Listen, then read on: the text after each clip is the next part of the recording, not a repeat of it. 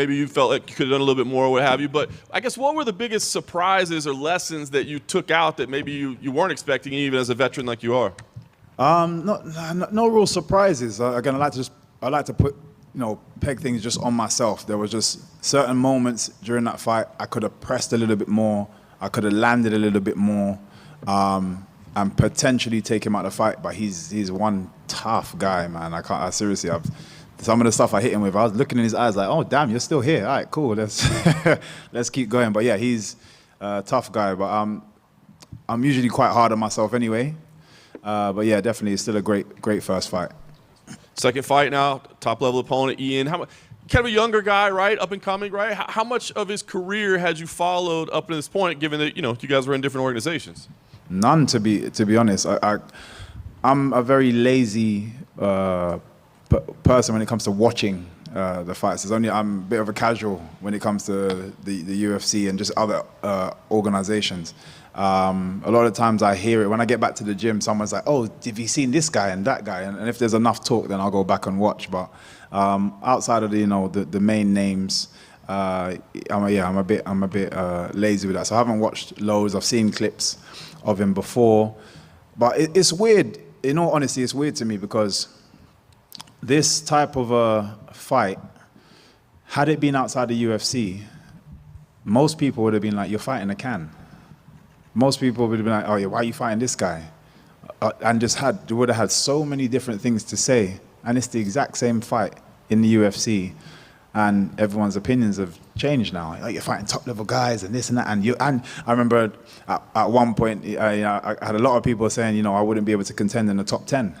Now I'm fighting someone that's ranked 7th, and a lot of people are like, "Yeah, you're going to kick his ass." I'm like, it changes so drastically.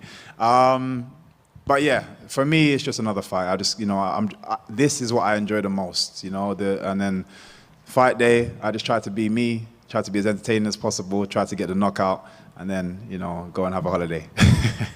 Your whole career, we've had to ask opponents, like, how'd you get ready for MVP, man? He's so unique, right? How much do you have to get ready for other people? Like, how much do you change your approach, your game plan, your training specific to what the other guy presents? I have to get ready to be better than myself the last time. I have to get ready to just be a better athlete, a better all-round mixed martial artist than previous.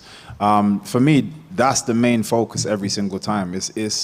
Yes, I have to make certain adjustments and changes for an opponent, but I think I've used this example before. If I'm those driving games, you race around the racetrack, and the second time it's a ghost of your last score, and you're trying to beat yourself.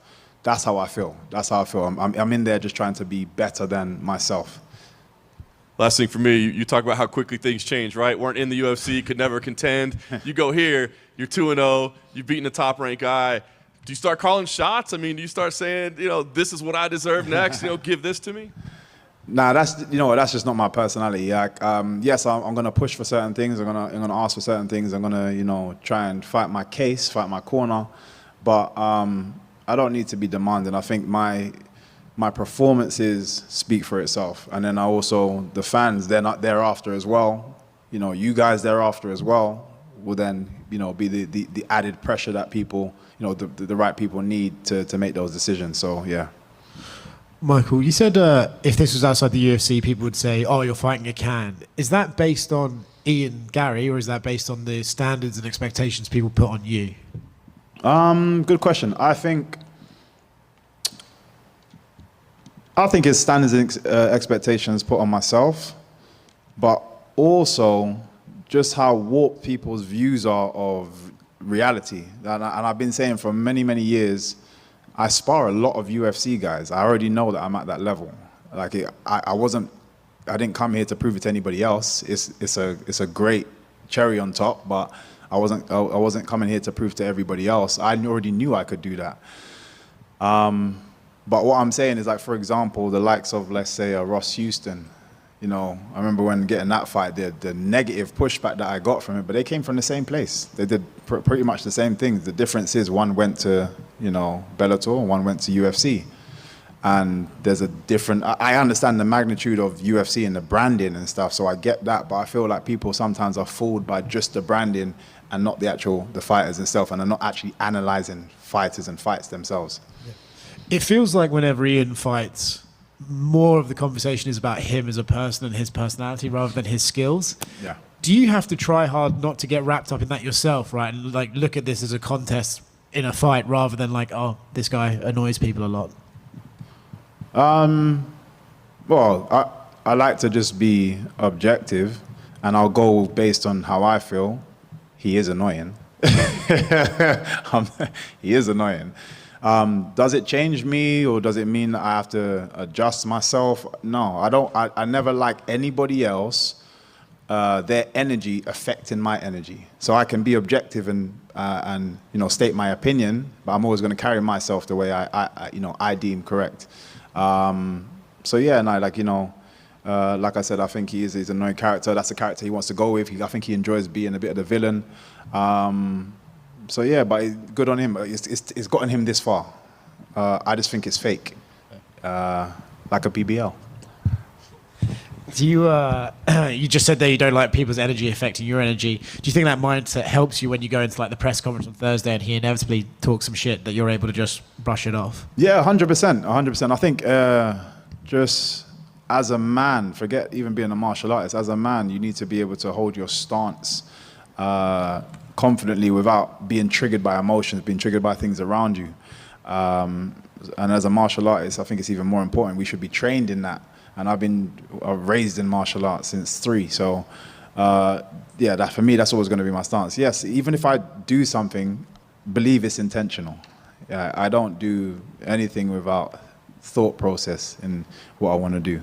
If you were here, is it almost a trip that like it took you this long to get into the UFC, but Iangarry made his just pro MMA debut the same night you fought Paul Daly, so he's still just relatively new to this sport in general. Yeah, he's new, and he's done really, really well, and you've seen it with so many people. Quick rises. I think a lot of times with quick rises, you get quick falls as well.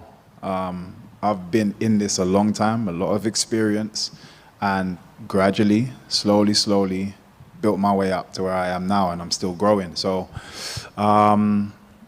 I have nothing against either or, just from experience and from what I've seen. I'd prefer to do what I've done now, and I think everything's timed and positioned this way for a reason. He's declared himself as this new generation of strikers in MMA. I'm curious, like when you actually break down his striking, is it relatively new, or is it just kind of the same old thing you've seen in MMA? Did he say what it's based on?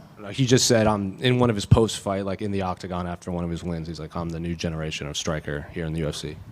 Yeah, I don't see what it's based on. Let's say if he gave a bit of an example as to why, because from what I see, he's a competent striker. He's got good distance control. He understands, when and where to throw his punches, his kicks. But it's not anything that is new. I'd say I'm new in terms of I can find many replicas of Iangarry. Try and find replicas of myself. You may find one, and it won't be exact. So that can't be a new wave of anything. He's also been training at Chuta Boxing down in Brazil, which is widely known as they're in these wild brawls like Vanderlei and Shogun back in the day, Charles Oliveira now. But like you said, he kind of controls distance a lot. So are you expecting kind of a new Iangarry, or is it at this point in his career like he is who he is no matter where he kind of trains? Yeah, I think he is who he is. And yeah, I think his style is his style. There's going to be certain things that he's really good at, that he, regardless of what, I always say, I train for figuring out people's best abilities, not worst abilities. So I'm not expecting any change. I'm expecting what you are good at. I'm expecting to see that multiple times during the fight. If I have something in preparation for what you're good at, I'm likely to see that more than if I'm like, oh yeah, that last fight, his hand was down, so I can probably catch him out there. He does a camp. The camp, his coaches are good. They fix that. I get in there and I'm like, oh shit, that opportunity is not there. So, but there's aspects that he's going to be good at, regardless of any new information. He's going to resort back to that. When I pile pressure on him, he will throw those best things out. If he's piling pressure on me, he will throw those best things out. He will always go back to what he's good at. Can I get your thoughts on the main event between Jiri and Alex? It's a great replacement fight. Both I've actually sparred with Jiri before, like ages ago. Awkward guy, long, big puncher. Just fires from crazy angles. And then obviously we've seen the devastating power that Pereira has. It just makes for a great fight. Considering the fight we lost was so big, I think UFC done an exceptional job putting something like this on in such a short space of time. So yeah, I look forward to it, and I'm actually happy that I'm on the beginning of the card, because last time I was still doing media and like trying to look at the screen to see the main event. So this time I get to finish the media stuff, sit down, and actually enjoy the fight. And last one for me, they just announced one of your former foes, Mike Perry, is going to fight Jake Paul. What do you think of that matchup in boxing? You know what? I actually have to, for the first time, I think, rate Jake Paul for the decision, because it's a tough fight. I've been in there with him myself, very different, but he's just a hard person to kill, and he's a person that will keep coming forward. So I think depending on how many rounds there are, it's a tough fight for Jake Paul. And we know Jake Paul has power, but I think his power is in the first 3 rounds. After that, if he doesn't get Perry out, which I don't believe he will within the first 3, he'll probably lose that fight. Just piggybacking off predictions, we do have the title fight in your division coming up later this month between Leon Edwards and Bilal Muhammad. How do you see that fight playing out? I think both fighters are slow-paced fighters, and it suits them slow-paced. But I think it suits Bilal more because of his grappling ability, because it gives him time and space to think about exactly when he's going to line up the shots and so on and so forth. But people underestimate Leon's wrestling ability, as we've seen him with Usman, taking Usman down for one, defending takedowns with him, Colby, so on and so forth. So once that side has been figured out and there's more rounds left, I think Leon's striking ability will start to play a massive role in that fight as it goes on. I actually can see it still going decision. I just think the more effective strikes are going to come from Leon as the fight goes on, versus from Bilal, who will probably get a little bit more tired from the lactic. And obviously he's gotten better in his striking, but that's not his thing. So it's a great fight, but I would edge it just towards Leon. What have you made of Iangarry overall in the UFC? Not outside the cage, but just strictly inside the cage, his performances, his wins. What have you made of his run so far? Very confident young man who's doing really well, has massive belief in himself, and just made one bad decision in accepting the fight with me. You call him the fake Conor McGregor. What's sort of behind that? Obviously, you can see how much he's been inspired by Conor McGregor, and I get it. Many fighters away from Ireland have been massively inspired by Conor McGregor. He was there to when he first started to see someone like Conor McGregor blow up on the scene and be the the giant figure that he is in MMA now. So I understand the inspiration. But trying to do exactly what he does is what I call fake. Because your personality may not actually be like that, which is why people are not necessarily resonating with you. Whereas with Conor, you're trying to play the exact same role. With Conor, people love Conor. People like these massive fan base. With you, people hate you. And I think it's because we can all feel when something is not real, when it's not authentic. And I feel it's not authentic with Gary. Therefore, he's fake Conor McGregor, the BBL version. And then also, like, kind of piggybacking off that, a lot of fans you mentioned don't like Iangarry. Have you found that you've had a lot of support, maybe from people you wouldn't normally get, just because they want to see Gary lose? Have you saw any of that on social media or anything? Yeah, 100%, 100%. Those people I don't care for. Though they're fans that will chop and change based on likes and dislikes. True MMA fans will pick somebody that they like for whatever reason, and regardless of their ups and downs in their career, I am a fan of you. And I think that is when you are a true supporter of someone, it's not based on success. It's based on, certain deeper meanings that you get from that person, deeper inspirations that you get from that person, from watching that person. That is when you're a true fan of somebody. We saw Michael Chandler come over from Bellator into the UFC and get a title shot. Do you feel like with a finish here, or even just a win, that you could potentially get a title shot here, just because Gary hasn't lost in the octagon? Yeah, I definitely think a win puts me in the position where I'm in title shot reach, and that's where I want to be, because in my eyes, I still need one more fight to shore it up. But when you're in that top 5, it only takes one injury. It only takes something that's happened that that person doesn't, is unable to make the fight, and you're sat there in top 5. Yeah, I want you next, and the noise that I know I can make and can continue making. I likely, if I position myself like that, I'm likely the person that they're going to want to choose for a title fight. And just last one for me, what do you make of Shavkat Rakhmonov in your division? He's another guy that's sort of hovering around that title spot. A lot of fighters, some fighters want to fight him, some don't. What do you sort of make of his skill set? He's tough, man. You can tell he's tough. I can see he's got a tight squeeze on him. He gets hit a lot, which is, I think, can only last so long. But for right now, he's in that place where he's tough enough to kind of do that. Great style of fighting, great all-rounded grappling and so on and so forth. And I think that would be a great fight as well.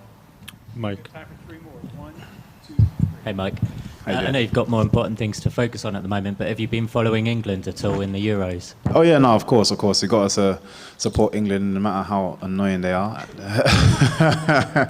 Yeah, and I've been saying this as well. I genuinely believe the team that we have, the group of youngsters that we have on England, are exceptional.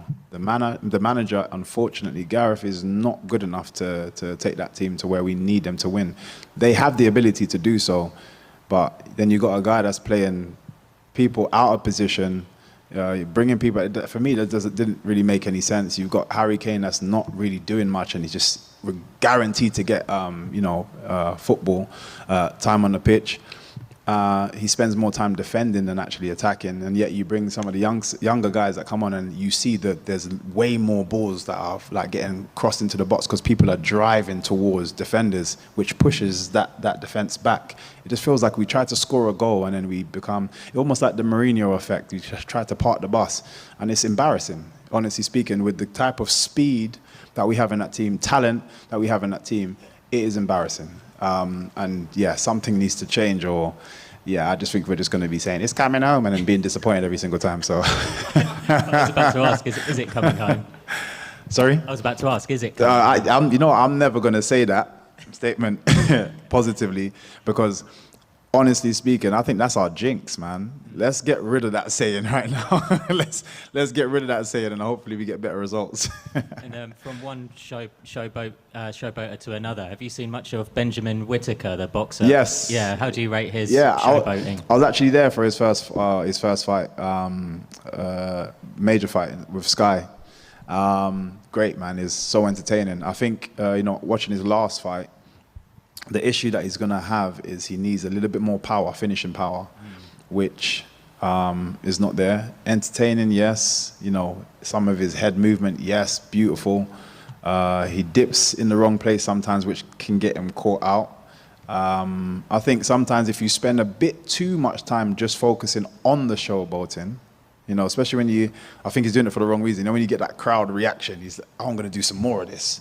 But when he's, as he goes up in competition, it's going to get harder to do, and you're going to keep trying to chase that. That's not going to win you the fights, So he needs to he's got some beautiful, his hands are amazing. So just sometimes slip one, slip another, land shots. Don't slip, because eventually you can't win fights just on defense only. So, but yeah, exceptional fighter. You see, he got headbutted in that last fight. Just disgusting. Yeah, no, absolutely. Obviously, the guy, was frustrated. He's being himself, taking a mickey. But I'm sorry, but me personally, he headbutted the guy and elbowed the guy. I personally just wouldn't have you fighting on a show again. Yeah. If you can't manage your emotions, I wouldn't have you fighting on any show. Thanks, Mike. No problem. MVP, how difficult of a choice was it to pass up on Manchester and fight at UFC 303? It was not difficult. I don't care where I fight. I feel like it made more sense to just be in Manchester, Irish guy, British guy, home soil, as well as it would have given me that little bit of extra time, because I had literally just come back off holiday, did some training and stuff. I was in Dubai, working over there, some of the guys, but in general, I kind of just been off, just relaxing my body. So I thought it just made the most sense. And I had been told already previously that it was going to be more likely Manchester. But does it bother me? No, because I'm not going anywhere. This is not my last fight. So the UK will come. It will happen, and I'm probably at a better time. Like I said, I'm hoping when it's me versus Leon Edwards and it's for a belt. You know, I want to bring that. That's when it's coming home. Yeah. And then finally, how nice is it seeing these kickboxers, professional kickboxers, come over to MMA? Obviously, Alex Pereira is the one that's the golden goose right now. But do you foresee more and more coming over? 100%. I'm starting to see more and more just youngsters coming through, and with the kickboxing style, and like, in all honesty, I think regardless of anything else, and biasly speaking a little bit, but regardless of anything else, people come to our shows to watch a knockout, and you don't get that from a grappling match. I'm not against it. I love jiu-jitsu. I love wrestling. It's an important part of the game. I just, people, we know what people want to see, and I think the youngsters are also becoming aware of that and understanding that those are the kind of things that shoots you up the ladder a lot quicker. So, yeah, definitely seeing more and more, and it's exciting. Michael, right here. When you spoke to Farah Hanoun a couple of weeks ago, you said you think this could be a 2-minute fight. And Ian said in response to that, he doesn't think you're going to be able to hit him and stuff. Is there any world in your mind where this is even competitive, or do you think whichever way it goes, it's going to be pretty fast and furious? No, I was only messing about. What it is, all I know is, I don't know why he doesn't think he's going to get hit, because he gets hit a lot in many of his fights. So it's not, I can say that because the majority of my fights, I very rarely get hit clean. So it makes more sense that I say that. Do I think it's going to be a quick fight? Not necessarily. Is it a competitive fight? Yes. I think everybody at this level, I personally, in my mind, say they are the best in the world. Regardless of the fun that I like to have, they are the best in the world. I'm going to be dealing with the best kickboxer in front of me, and this is what motivates me to be that much better. So yeah, 100%. I take him seriously. I like to play around, have jokes, but I do take him seriously. I do respect his talents. I just think I'm better than him. Just over here. Ian was asked when you were making your debut, how he thought you were going to do against Kevin Holland, and he kind of wrote you off and didn't think you were going to win your debut. Why do you think he wrote you off? Do you think he saw you as a threat to the division? I think everybody sees me as a threat to the division. I think, I feel like I've done exceptionally well in my career by way of making noise. There's so many guys, even when I've come here and I've bumped into fighters, like well-established fighters, they're like, man, I've been watching you for years. Like, I'd never known that. But I obviously make a lot of noise. So, second I'm over here, there's going to be a lot of people that are going to try and push that to one side as much as possible and hope that it's somebody else's problem and that somebody else deals with me. And he was hoping that Kevin Holland dealt with me so he doesn't have to hear my name again. And, he keeps climbing and moving forward away from having to deal with this headache, this Rubik's Cube of a fighter. It's long. So I just think, it was a bit of an avoidant move. And he's still trying to play that card, which is stupid because he's fighting me. But, I just think it's more hope that someone else has to deal with me. And he said previously in another interview that he thinks you're going to play it safe and cautious. What do you think about that statement, and how are you going to be approaching this fight? I fight with my hands down. How is that safe and cautious? That's just not safe and cautious. Like my whole life, everyone's like, please, man, put your hands up, man, please. Like that. I fight with my hands down. Like, nothing about what I do is safe and cautious. Like, it's just not a thing. And of course, you've always had, themes coming into the fight. You've done like the Pokemon, and even in your debut, you danced to the octagon. Have you got anything planned for this weekend? BBL Gary. BBL Gary. Ooh, ooh. Just hear the come on, man, I'm giving it to you guys. I put it out early. Theme, right? I want you guys to sing as I'm walking in. That's why I dropped it earlier, Yeah, that's the theme this time. Okay, thank you.